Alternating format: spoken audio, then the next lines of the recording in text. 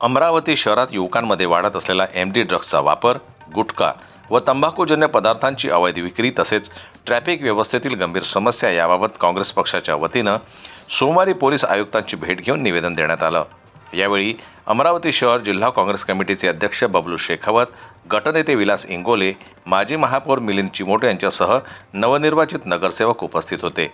MD ड्रग्समुळे युवकांचं आरोग्य आणि भविष्य धोक्यात येत असल्यानं दोषींवर कठोर कारवाईची मागणी याप्रसंगी करण्यात आली। तसेच गुटखा विक्रीवर आळा घालावा आणि शहरातील ढासळलेल्या ट्रॅफिक व्यवस्थेवर तातडीनं उपाययोजना कराव्यात अशी मागणी पोलीस आयुक्तांकडे करण्यात आली।